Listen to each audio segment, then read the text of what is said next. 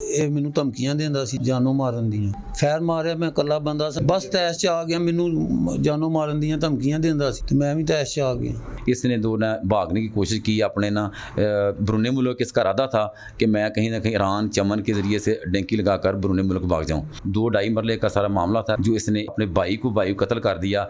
दुख से इतने नाढाल है कि हम क्या कहें कि हमारे पास लफ्ज़ ही नहीं है कि कितना वो हमारा प्यारा भाई था। अस्सलामुअलैकुम। प्रोग्राम एक्सपोज के साथ मैं हूं उस्मान भट्ट।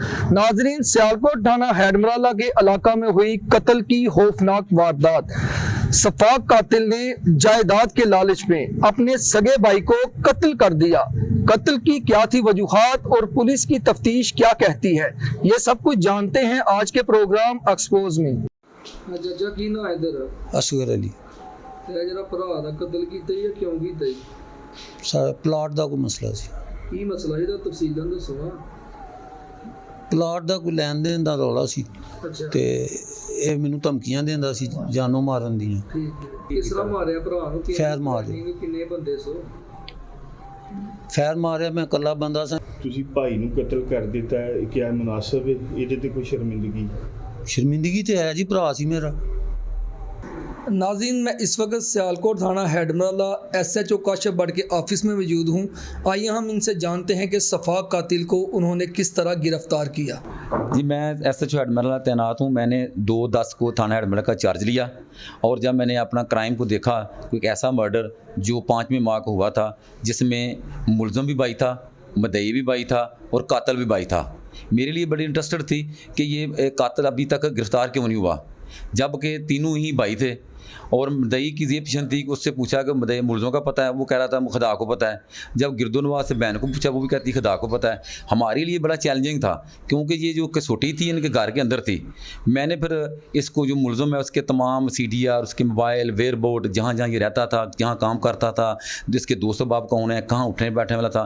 जब मुझे पता चला कि ये इस्लामाबाद में रहता है, हमने इसको सर टाइट किया। हम इसके जितने भी करीब तरीन नियरेस्ट लोग थे उनको सबको टाइट किया और ये इसका फ़ायदा ये हुआ कि वो अदालत के सामने सरेंडर हो गया। उसने बुरी ज़मानत करा ली।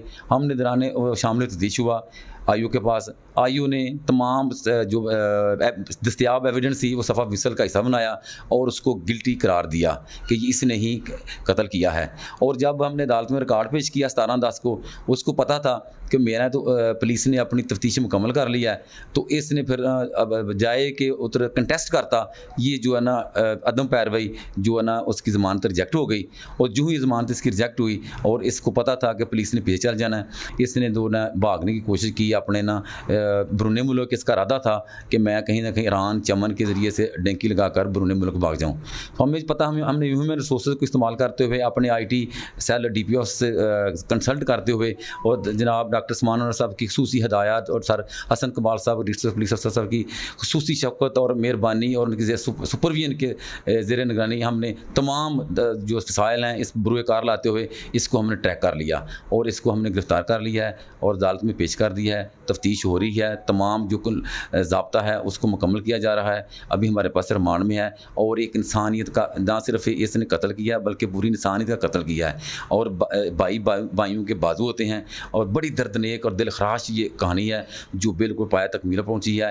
इसमें मैं और मेरी पूरी टीम और सर डिस्ट्रिक्ट पुलिस अफसर साहब की सरपरस्ती बहुत ही ज़मीर मुतमईन है कि हमने ज़िंदगी में बहुत सारे काम अच्छे किए होंगे, बहुत सारे गलतियाँ भी की होंगी, लेकिन इसमें हमारा बहुत एक जो है ना रूहानी तौर पर खुशी महसूस हो रही है कि एक बंदे को इन हक मारा।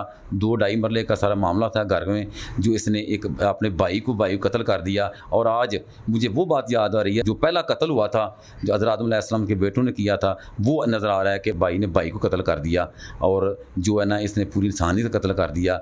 और आज ये बंद सलासल है और जो ज़ाब्ता कार्रवाई है हो रही है और तफ्तीश मुकम्मल हो रही है और मान पर है और अदालत में पेश किया जाएगा। अब आगे अदालत एक बेहतरीन इंसाफ का फोरम है। असल में बात यह है कि जो मुझे नज़र आ रही है बात वो ये है कि जी इसमें ना मज़हब से दूरी है, दीन से दूरी है और कोई बात नहीं है। बर्दाश्त नहीं रह गई है, माशरे में अदम बर्दाश्त हो गई है। अगर यही 2-2.5 मरले आज उधर ही पड़ी है, भाई कब्रों में चला गया, एक भाई मदई है, एक बहना साथ गवाह है, एक भाई मुलज़म है, घर तबाह हो गया, ये 2.5 मरले उधर चली गई है। बुनियादी तौर पर मज़हब से दूरी है, तवक्कुल तो अल्लाह नहीं है, दीन से दूरी है और अदम बर्दाश्त है। लालच आ गया है, हिरस आ गई है, जायदादें महंगी हो गई हैं, लोगों के मान कमज़ोर हो रहे हैं। एक कातिल था, एक मफरूर था। एक कत्ल हो गया था, एक मफरूर हो गया था। क्या वजह थी? वो जायदाद का इशू था या कोई मामला था? सर ये 5 मरले का प्लाट था जिसकी वजह से सारा इशू बना था, और वही बात उसके मौत का बायस बन गई।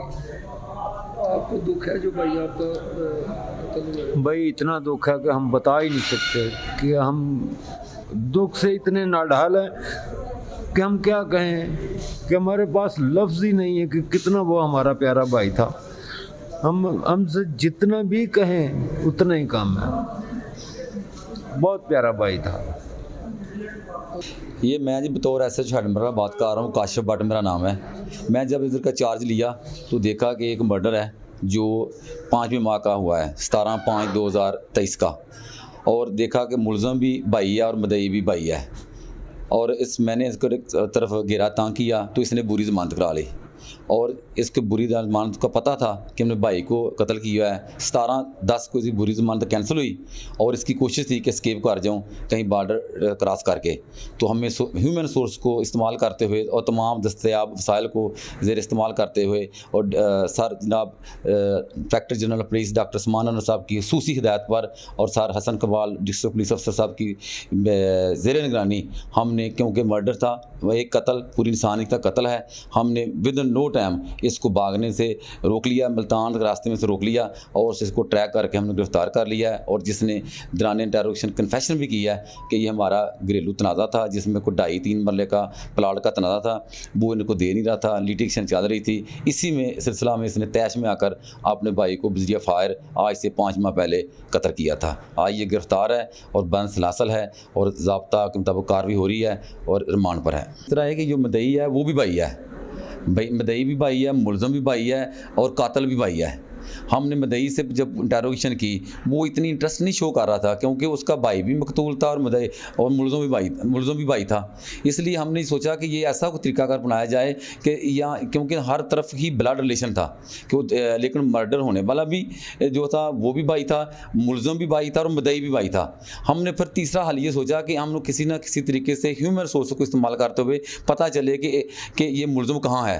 हम जब मुलज़म को टाइट किया, मुलज़म के गिरदोनवा के दोस्तों बाप से पूछा जहाँ जहाँ ये रह रहा था, इस्लामाबाद बेसिकली रहता था मुलज़म, तो जब उसको टाइट किया फिर इन्हें सरेंडर किया अदालत में। ऐन मुमकिन था कि ये मदई के साथ कोई इसकी बैकग्राउंड कोई कंसेंसस भी हो जाए, लेकिन हमने इसको पकड़ लिया। ये इसने बुरी ज़मानत कराई हुई थी, जब हमने दौरान तफ्तीश ये गिल्टी पाया गया और इसी सिलसिला में हमने जज साहब ने इसकी 17/10 को इसकी ज़मानत रिजेक्ट फरमाई और ऐन मुमकिन था कि ये बरूने मुल्क भाग जाए, क्योंकि इसको पता था कि पुलिस ने इसको गुनाहगार लिखा है तो इसने भाग जाना था।